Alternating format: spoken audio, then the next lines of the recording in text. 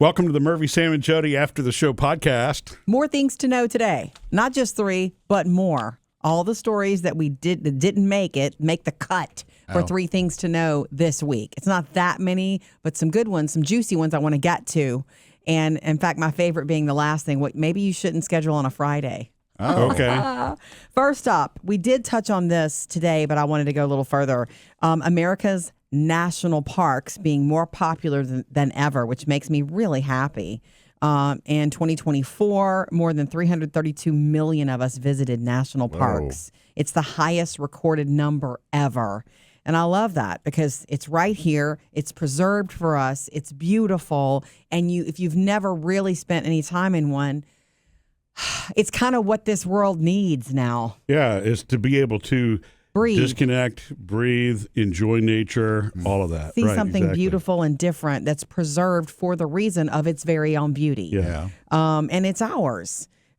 Great Smoky Mountains National Park being the #1 most visited. That's in the Tennessee and North Carolina parts, followed by Zion National Park in Utah and the Grand Canyon in Arizona. I'm going to just throw this side note in. Sam and I spoke about this when we were watching that Gabby Petito documentary, the true crime that's still trending really well on Netflix right now.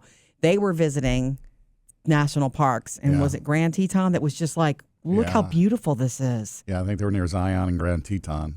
Like they were vlogging. She was filming everything, and part of it, you're so focused on her and the crime that we know happened and trying to get into the psychology of that, but you could not deny how gorgeous the landscape was. Some of those videos out of her windshield were just like unbelievable. Beautiful.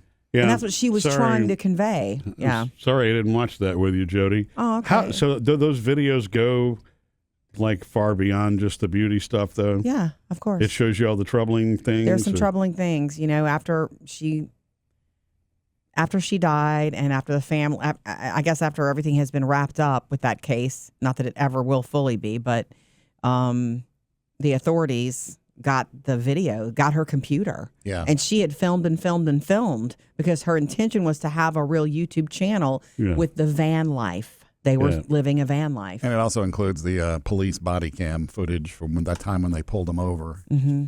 Oh, really? That's the most. You would actually enjoy that. I know you don't enjoy true crime, but that's one that you would be interested in watching.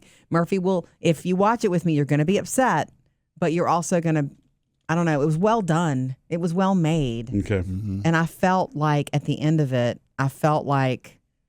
Gabby's family did right by her. Does that make sense? Yeah. I felt like, okay, this is the best you can do with the most horrible situation you've ever been handed. It was not done for publicity. It was done for education and to honor her. Mm-hmm. Anyway. I didn't realize they had that much of a hand in it. So it was fully authorized. They did. Absolutely. They're in it. They are interviewed in it. Well, back to the national parks. Yeah, back to the national parks. The other thing, the 5 least visited national parks are all in Alaska. Oh. Well, that's just distance. Yeah, that's a location and probably climate thing. About to say, pretty just cold. Conditions being harder. Yeah, to load up everybody Griswold style. And even if you live in those areas, I would think that you don't take it for granted. As soon as you walk back outside, how could you take that for granted? I know that every time we vacation in the Smoky Mountain National Park. Love it. Which is it's beautiful. It's a little weird to be in a place that doesn't have cell service, but outside of that, it's just there is really no greater disconnection. And we have it shows it you all how here. How we're way overstimulated in our day-to-day lives. And you and I, Murphy, have only been a few times together. I went a couple of times when I went once when I was a little girl, and that's why it just made such an impression on me that I wanted to go and bring you. We could go every year and explore and never see it all. Yeah. And every time we visit it would be different. And then there are all these national parks. There are so many. I can't remember the number, but I will say anyway that some of them are least visited. We know that the Great Smoky Mountains are the most visited. Something to think about, Start Googling and start planning some trips. All right, moving on to another story. Harvard is no longer the top dream school in our country. Oh. MIT is the school that's most coveted, that more students want to go to. Same city. Harvard is number 2 on the list, followed by the typical ones that, are the Ivy League. sought after. Correct. Ivy League. Stanford, Princeton, Yale, University of Michigan, Ann Arbor, University of Pennsylvania also make the list of dream schools. And 90% of the families whose kids have this dream need aid to get there. Yeah. Financial aid. Isn't MIT one of the most difficult schools, period, to get into because it's so limited I think so. on the amount of, admissions that they take every year? I would think that you guys would know more about that. Was that ever a dream thing for you, MIT. Sam? I did send my ACT there. Yeah. They let you send it to however many schools. I sent it to where I knew I was going to go and where I wanted to go. But then I also let me send it to Notre Dame and MIT. Why not? And did you hear back? No.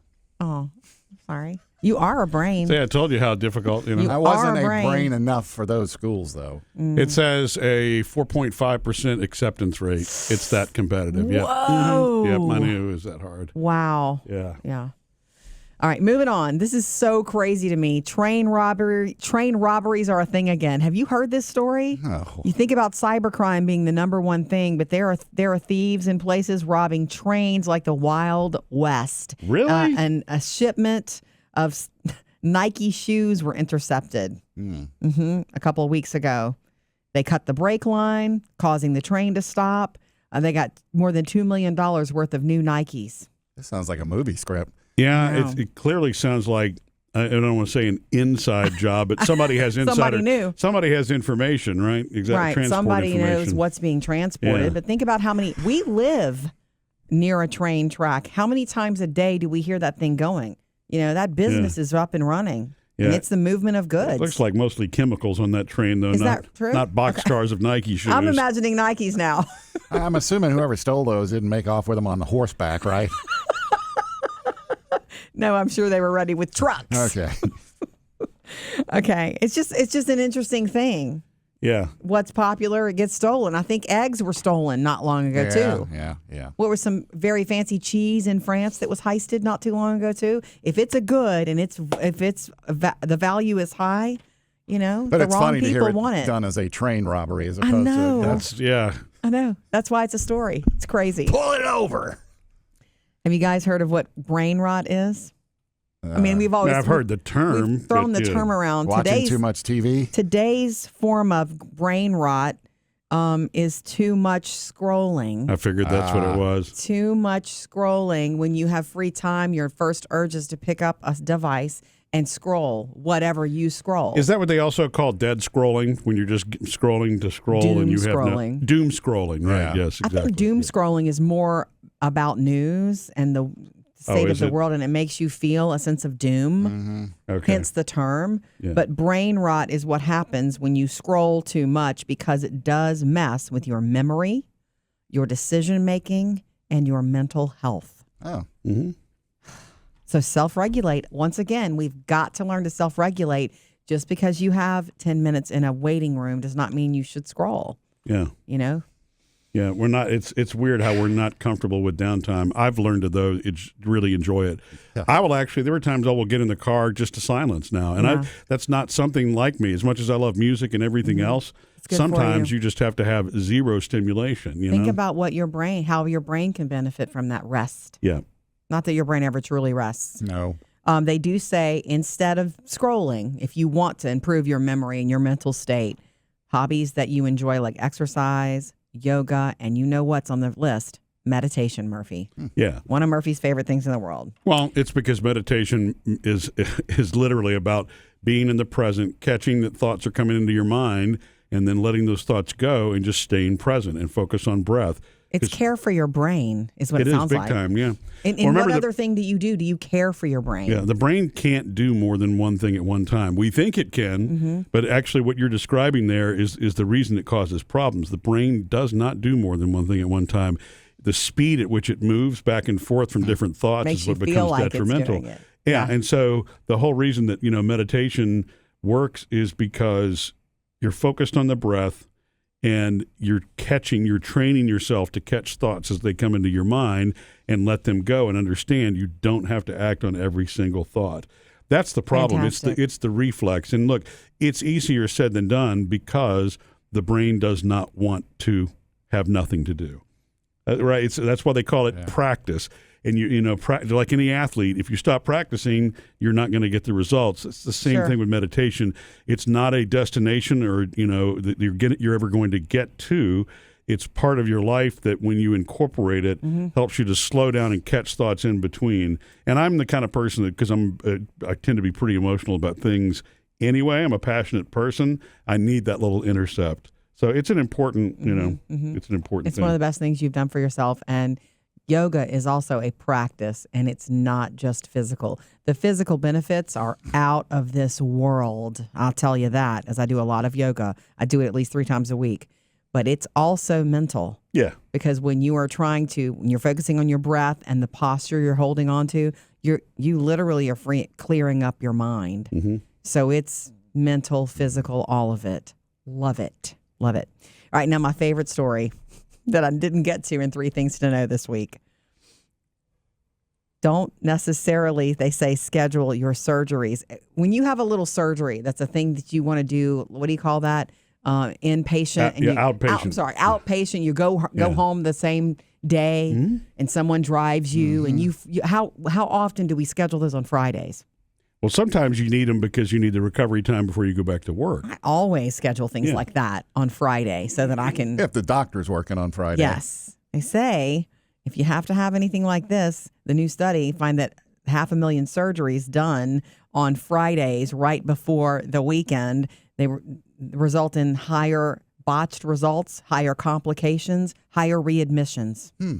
Even death more likely to occur after a surgery, because of a surgery, if it's done on a Friday. They don't state why, because who can know why? Maybe doctors' offices and surgery rooms are more busy on a Friday.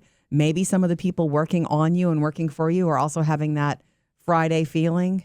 Sounds like you're doom scrolling to me. That does not. Hey, this is news. This is a study that came out. Yeah, I think I would rather take my chances, though, because there's certain surgeries that, you really need a weekend to recover from, Correct. Or a day off the next day. So, There's not as much going on either. A lot of places that do those kinds of things, where you get your neck injections for your nerve burn, Murphy, we always do. No, we don't always do a Friday. No, but there's a lot of. It's mostly Thursdays, actually. We've been there on a Friday, I think, before, and everybody was like, yeah, it's the weekend. It's the weekend. Let's get them out. Let's get them out. Missed any part of the show? Get it all on the Murphy, Sam, and Jodi podcast.